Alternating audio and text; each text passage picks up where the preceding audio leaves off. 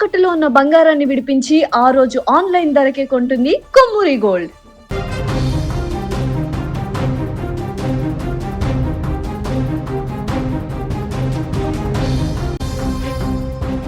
కొద్ది రోజుల్లో ఆ ఇంటి ఆడపడుచు పెళ్లి. ఇల్లంతా బంధువులు, స్నేహితులు, పెళ్లి పనులతో సందడిగా ఉంది. ఆ అన్నదమ్ముల ఆనందానికి అసలు అవధులే లేవు. తమ సోదరిని అత్తారింటికి పంపే వేడుకను అద్భుతంగా చేయాలనుకున్నారు.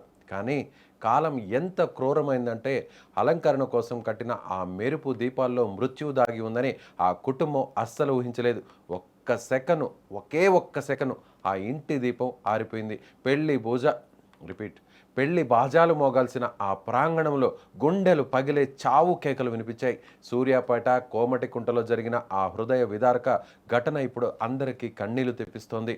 సూర్యాపేట పట్టణంలోని కోమటకుంటకు చెందిన గీత అనే యువతికి వివాహం నిశ్చయమైంది. తమ్ముడు దినేష్ తన అక్క పెళ్లిని ఊరంతా చెప్పుకునేలా చేయాలని తపన పడ్డాడు. బంధువుల్ని పిలవడం నుంచి ఇంటి అలంకరణ వరకు అన్నింటిలోనూ తనే ముందున్నాడు. పెళ్లి పనులతో ఇల్లంతా కలకలలాడిపోతుంది. అందరూ నవ్వుతూ తుళ్ళుతూ గీతను పెళ్లి కూతురుగా చూసి మురిసిపోతున్నారు. రేపు పెళ్లి అనగా ఇంటిని మరింత అందంగా చూపించడానికి దినేష్ రంగంలోకి దిగాడు. ఇంటి చుట్టూ విద్యుత్ దీపాలను అలంకరిస్తున్నాడు. అదే అతను చేసిన చివరి పని అని ఎవ్వరూ అనుకోలేదు. నిన్న సాయంత్రం పనులన్నీ చకచకా సాగుతున్నాయి. అలంకరణ కోసం విద్యుత్ వైర్లను సరిచేస్తుండగా అనుకోకుండా దినేష్కు కరెంటు షాక్ తగిలింది. ఒక్క నిమిషం క్రితం వరకు నవ్వుతూ మాట్లాడిన దినేష్ ఒక్కసారిగా కుప్ప కూలిపోయాడు. అది చూసిన బంధువుల గుండెలు ఆగిపోయాయి.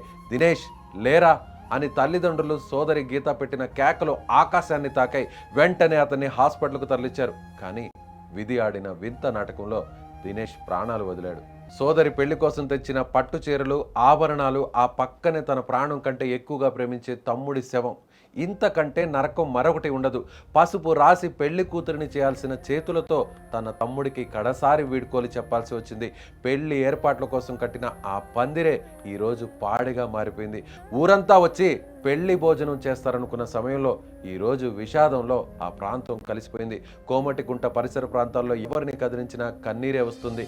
ఎంతటి శత్రువు కూడా ఇలాంటి కష్టం రాకూడదని స్థానికులు ఆవేదన చెందుతున్నారు.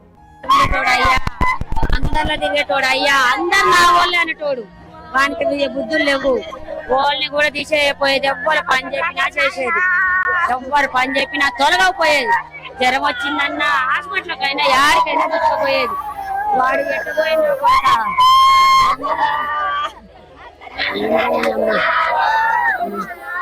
నా కొడుకు యా నుంచి వస్తాడు.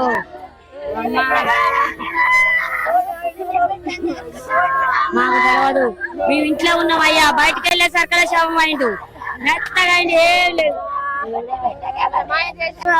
ఒకళ్ళు వదిలిపెట్టుండా పోయేది.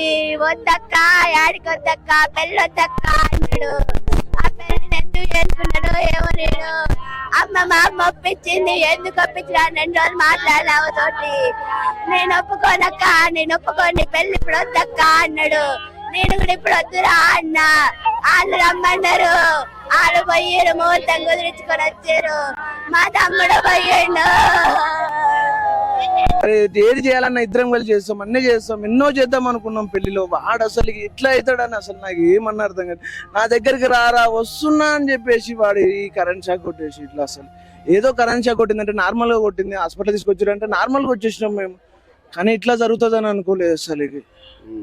పొద్దున్న లేసే కలిసి తిరుగుతాం. దినేష్ అంటే నేను స్నానం చేస్తుంటే వాడు నా దగ్గరికి వచ్చి అది ఇట్లా ఏం చేద్దాం, ఎట్లా చేద్దాం పెళ్లి, ఎంతమందిని పిలుచుకుందాం, ఏం చేద్దాం, అసలు ఎట్లా మంచిగా మాట్లాడుకుంటాం మేము రోజు పొద్దున్న లేస్తే. వాడు ఇప్పుడు లేడంటే అసలుకి చెప్పుకోలేకపోతున్నాం అన్న అసలుకి.